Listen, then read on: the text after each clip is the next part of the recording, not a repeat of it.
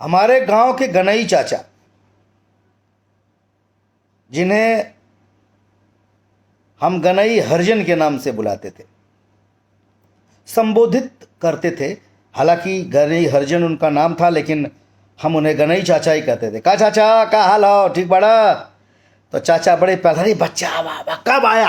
अरे बच्चा तू सुना इलाहाबाद पढ़ा ठवा? हम कहे हाँ चाचा। तो गनई चाचा बहुत दिनों के बाद, अब तो नहीं रहे, मृत्यु से कुछ दिन पहले हमसे बोले, बच्चा हमको हरिजन मत बोला करो। हम कहे तब? मतलब संबोधन, हम तो उनको हरिजन भी कभी नहीं बोले, हम गनई चाचा ही बोलते थे।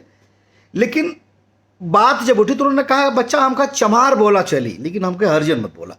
हम हालांकि वो बात के समझ ना पड़ी, लेकिन बचपन से लेके हमारे दादाजी और गनई चाचा हमारे ट्यूबवेल पर अक्सर मिलते थे। हमारे एक ट्यूबवेल गनई चाचा के दरवाजे पर है। गनई चाचा को उनकी बस्ती के लोग साहब कहते थे। थोड़ी जानकारी या पढ़े लिखे कम थे, लेकिन थोड़े ज़्यादा अकल थी उनमें। एक दिन हम गनई चाचा के घर पे बैठे थे और ट्यूबवेल हमारा चल रहा था। हमको प्यास लगी तो उनकी औरत, यानी कि जो गनई चाचा की वाइफ है, जिनको हम चाची कहते थे, तो बर्तन धुल कर पानी से अपने गिलास, कटोरी, चम्मच वहीं रख दिए। अपना सूख रहा था। हमको प्यास लगा, हम गनई चाचा गिलास लिए और हैंड जो चल रहा था ट्यूबवेल, उसमें से गिलास में पानी भर के पीने लगे। और चाचा दौड़ते हुए, अरे बच्चा रुक जा रुक जा रुक जा, यही क्या करता हुआ? हम तब तक पानी पी लिए। कहा भाई चाचा?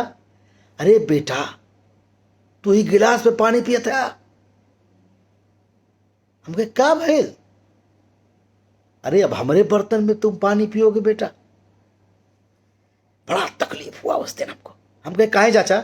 ना बाबू, कुछ भी हो, तू ठाकुर हवा, हम लोगों से बड़ा हुआ।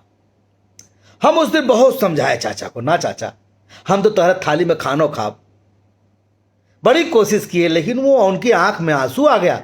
ना बेटा, अरे बच्चा, ना ना ना बाबू, तू बड़ा हुआ बाबू। वो बड़ा बड़ा कह रहे थे, और वो बड़ा बड़ा वाली बात आज तक मेरे दिमाग से नहीं निकलती। किस बात का बड़ा? हम किस बात के बड़े हो गए भाई?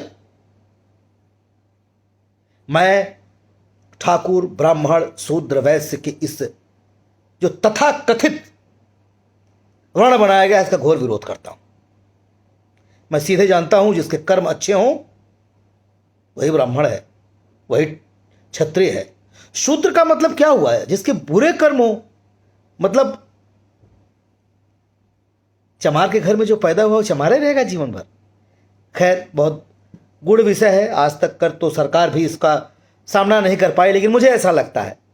मुझे याद है वाकया, मैं 8वीं या 9वीं में पढ़ता था और हमारे घर से नज़दीक एक बाजार है शाहगंज। मेरे पिताजी मेरी दवा करने के लिए, मेरे टॉन्सिल हो गया था, हमको ले गए थे और शाहगंज का जो चौराहा है वहीं से जीप पकड़नी थी घर वापस आने के लिए। पिताजी एक चाय की दुकान पर हमको बिठाकर और चले गए। बोले हम आ रहे हैं बेटा कुछ सामान वामान लेने, और उनको आने में आधा घंटा लग गया।